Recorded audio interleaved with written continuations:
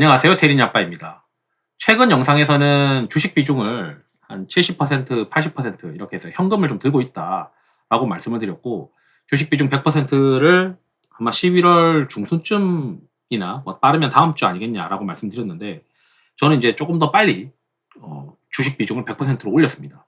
왜냐하면 제가 생각하는 것보다 더 빨리 피어 잉그리드 오실레이터가 바닥권에 도달을 했기 때문인데, 그래서 관련된 지표들 같이 보시고 제가 생각하는 거 보시고 그럼 지금 뭐 사야 되느냐, 제가 생각했을 때는 데이터 센터 관련 쪽이랑 고배당 관련 쪽으로 사야 된다라고 저는 생각을 하고 있어가지고 관련해서 이야기를 준비를 했고요.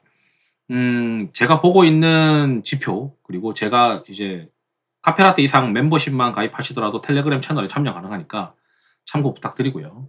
그 다음에 이제 눈꽃빙수 이상 회원분들의 경우에는 이런 이제 구글 콜앱 코드 다 공유해드리고 있으니까 필요하신 분들은 가져가시면 됩니다. 그리고 라떼 이상만 가입하시더라도 텔레그램 채널에 무료로 참여 가능하시니까 텔레그램 채널 주소는 유튜브 커뮤니티 게시글에 올려드리고 있고요. 영상이 도움되셨다면 구독, 좋아요, 알람 설정도 부탁드리겠습니다. 그리고 유사투자자문 법령 때문에 댓글 기능을 정지해 놓았음을 양해 부탁드리겠습니다. 지난번에 이제 피어 잉그리드 오실레이터가 아직 덜 떨어져 있기 때문에 좀 더 기다려 보는데, 이게 아마 어쩌면 빨리 떨어지게 되면 다음 주 아니겠냐라고 이제 말씀드렸고, 실제로 생각보다 이제 빨리 떨어졌습니다. 그래서 지금부터는 수비를 할 때가 아니고 공격을 해야 돼요. 그러면 어떤 것들을 공격을 해야 되느냐에 대한 고민이 있을 수 있는데, 이제 우리가 왜 공격을 해야 되느냐부터 고민을 해야 되겠죠. 지금 시장의 우려가 셧다운이 지속되다 보니까 거기에 생기는 어떤 부작용들, 뭐 단기 자금이 어쩌고 저쩌고 이런 얘기도 있고, 뭐 이런 부작용들이 시장에 있다 보니까 그 부작용들이 혹시 이제 유동성을 좀 막는 어떤, 유동성이 충분히 풀릴 수 있는 환경이 안 되는 환경으로 또 지속되면서 좀 괴롭힘을 당하지 않을까, 이런 이제 시장에 우려가 있는 것 같아요.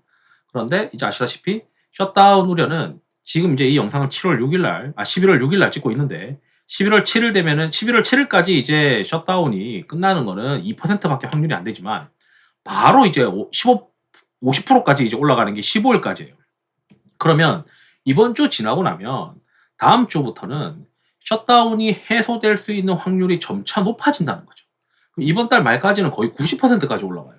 그러면 주식 시장이라는 건 이 확률이라는 걸 어느 정도 반영을 해서 주가가 움직일 것이기 때문에, 제가 생각했을 때는 가장 이제 시장이 이 낮은 확률에서 첫 반등하는 구간이면서, 게다가 피어 앵그리드 오실레이터 바닥권에 주식을 늘려야 되는 거 아니냐라고 이제 생각을 합니다. 그러면 이제 시장에서 어떤 것들을 늘려야 되느냐, 그럼 일단 일정 있는 것부터 체크를 해봐야 돼요. 첫 번째가 제가 생각했을 때는 배당의 분리과세, 그리고 이런 세제 개편안을 다루는 게 11월 13일부터 28일에 조세소위원회가 있습니다. 그렇기 때문에 시장은 배당 분리과세, 그리고 고배당 관련된 뭐 증권이나 은행이나 지주 이런 쪽으로 지금 우리가 한 꼭지로 큰 기둥을 세워야 되는 것이고, 그 다음에 이제 우리가 또 봐야 되는 거는, 어제 이제 미국이 살짝 반등했어요. 미국은 아직 피어 앵그리드 오실레이터가 바닥권으로 들어오지 않았지만 이제 며칠 지나면 여기도 이제 바닥권으로 들어오겠죠. 그런데 미국 시장이 반등한 건 모습을 보시게 되면 어제 이제 반도체, 장비, 그다음에 전력 이런 쪽으로 강하게 반등을 했어요. 그러면 미국도 이게 뭔가 시장이 반등을 할 때 강하게 반등할 수 있는 섹터가 반도체와 전력기기를 보는구나. 당연히 제가 생각해도 그래요. 미국이 다시 셧다운이 해소가 돼서 정부 지출을 한다면은 그 미국 정부가 그 돈을 바이오에 들어가진 할 거라고 생각을 안 하거든요. 그러니까 당연히 거기도 AI와 데이터 센터, 그리고 AI 전력 이런 쪽으로 이제 돈이 흘러가게 할 거라고 생각하고 있기 때문에, 결국 미국 시장도 뭔가 셧다운 우려가 해소되는 구간으로 들어가면 들어갈수록, 시간이 흐르면 흐를수록 데이터 센터나 전력기기 쪽으로 시장이 움직일 가능성이 있고, 그걸 미리 보여준 게 아니겠냐, 이렇게 또 생각을 합니다. 그럼 이제 다른 데이터들도 보죠. 여기 이제 이 ETF 변동성 모멘텀이나 상대 강도를 보게 되면 RS 최상위는 반도체랑 전력이에요. 전력.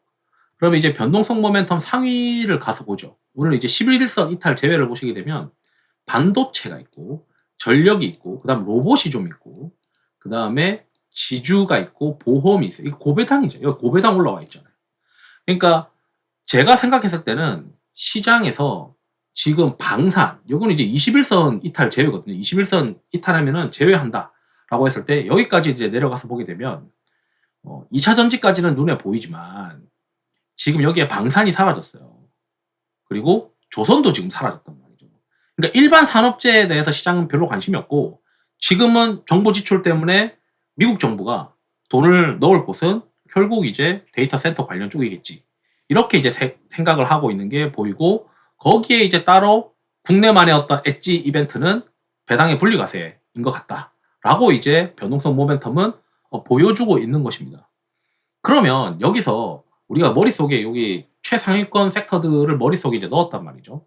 그럼 이 기업들 중에서 원전도 이제 해당하는 뭐 한전이나 이런 것도 원전으로 분류할 수 있고, 그러니까 이런 쪽에서 우리가 수급이 비어져 있는, 왜냐하면 이제 돈이 이제 국내로 또 돈이 들어올 때 수급이 상대적으로 비어져 있는 것들이 좀 더 탄력적인 어떤 모습을 보일 수 있잖아요. 그렇기 때문에 업종 단위로 우리가 수급이 비어져 있는 것들을 보게 되면 여기 보면 2차 전지는 ESS 쪽으로 이제 아마 움직이겠죠. 이것도 이제 AI 전력으로 볼 수 있으니까 2차 전지 수급 비어져 있고 바이오는 수급이 차 있어요.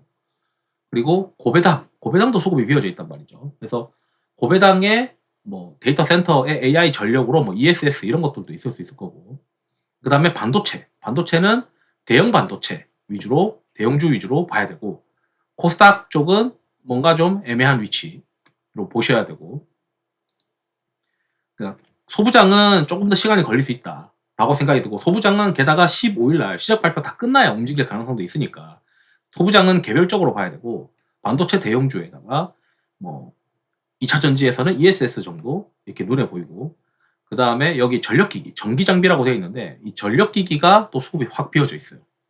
그렇기 때문에 지금 이제 우리가 교집합을 찾아야 되잖아요.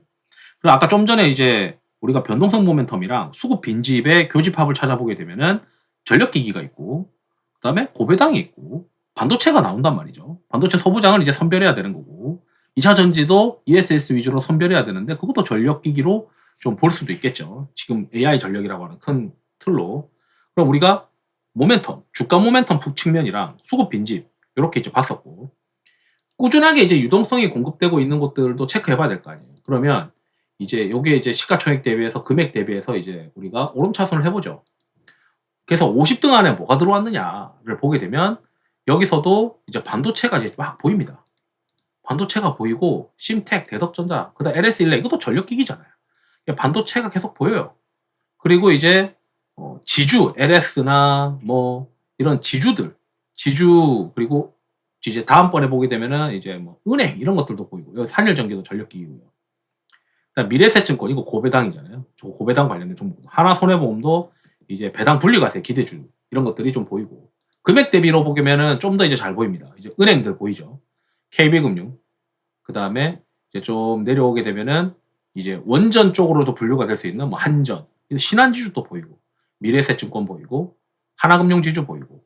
그럼 이제 우리가 이제 여기서 상위 50개에 해당하는 것들을 한번 체크를 해보면 우리가 좀 전에 봤던 게 변동성 모멘텀이 상위이고, 그리고 업종이 빈집이고, 기관의 금액들이 계속 들어가고 있는 섹터의 교집합을 찾아보면 고배당과 전력기기 반도체에 나온단 말이죠. 큰 틀로 보면은 AI 전력과 반도체 그리고 배당 분리과세 관련 쪽으로 지금 돈이 흘러가고 있다. 그리고 변동성 모멘텀도 그쪽으로 힘이 세지고 있다라고 이야기를 하고 있고, 거기에 업종 수급 빈집도 마찬가지로 이쪽으로 봐라라고 이야기를 하고 있는 데다가 일정 모멘텀을 보면 11월에 가장 큰 이벤트는 제가 봤을 때는 두 개가 핵심이에요. 조세소위원회 13일부터 28일까지 한다는 조세소위원회로 배당 분리과세 관련 쪽이고, 그 다음에 AI와 반도체, 데이터 센터, 전력기기 이런 쪽에 모든 영향을 줄 수 있는 엔비디아 실적 발표, 이 두 개가 11월의 핵심이다.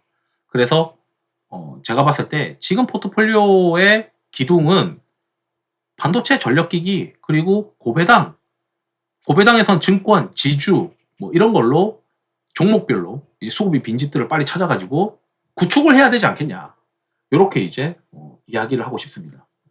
그래서 이제 심지어 미국도 살짝 반등하는 모습 보여줄 때 반도체와 전력기기가 튀어가는 모습들을 보게 되면, 원전도 좀 회복하고 이런 모습들을 보게 되면, 시장이 보고 있는 어떤 섹터가 11월에 셧다운 우려가 해소가 되면 당연히 정부 지출에 대한 돈들은, 특히 돈이 이제 미국이 많이 이제 회계 연도가 바뀌게 되면서 돈이 들어갈 수 있는 곳들은 AI와 전력 이런 쪽으로 이제 생각을 하고 있으니, 제가 생각했을 때 지금 현재 기둥으로 삼아야 되는 것들은 이제 ETF의 변동성 모멘텀이랑 유동성이랑 업종 수급 빈집 교집합은 반도체 전력기기 고배당이다.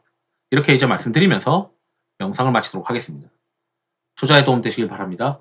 감사합니다.